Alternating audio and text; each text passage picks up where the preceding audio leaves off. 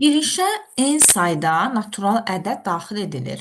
Bu ədədlərdən özündən əvvəl daxil edilmiş son iki ədədin ədədi ortasından böyük olanların cəmini çap edən alqoritmin blok sxemini qurun.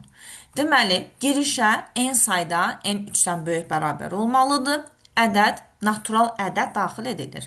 Başlanğıcdan sonra biz daxil etməliyik n sayı, girişə verilən natural ədədlərin sayını və ilk iki ədədi daxil etməliyik. A və B deyə bunları girişə verdim. Və artıq ilk iki ədəd əvvəldə daxil edilib deyə biz i-ni başladacağıq 3-dən. i 3-dür. Və cəmdə biz cəm hesablamalıyıq deyə burada da cəmi ilə bunun yanından cəmi də 0 olaraq girişə verirəm.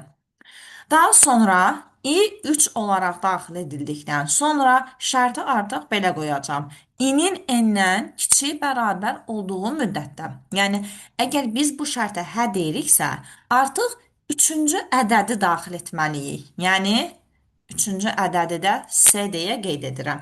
Və indi bizə lazımdır ki, bu üçüncü ədəd özündən əvvəl iki ədədin son daxil edilmiş iki ədədin ədədi ortasından böyükdürmü? Onda şərt qoyacağam ki, daxil etdiyimiz S böyükdürmü? Özündən əvvəl ikisinin A üstə gəl B-nin ədədi ortası, yəni böl ikisi. Belə yazdım. Əgər bundan böyükdürsə, yəni biz bu şərtə hə deyiriksə, deməli artıq bunu cəmləməliyik. Yəni S bərabərdir. S-in üzərinə daxil olunmuş C-ni əlavə etməliyik.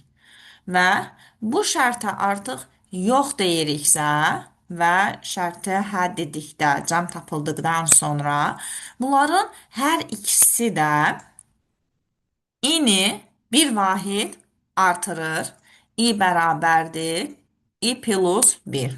i-ni artırır və i-ni artırdıqdan sonra belə yazacağam. Artıq A bərabər olur B-yə. Yəni artıq yerləri dəyişir də. B də bərabər olur C-yə. Yəni növbəti mərhələdə bizim cəmləyəcəyimiz A ilə B bunlar olacaq. A-ya B mənimsədilir, B-yə C mənimsədilir. Və bu gəlir şərtə və ən sonda şərtə yox dedikdə cəm aldığımız S çıxışa gedib sonlanma olmalıdır.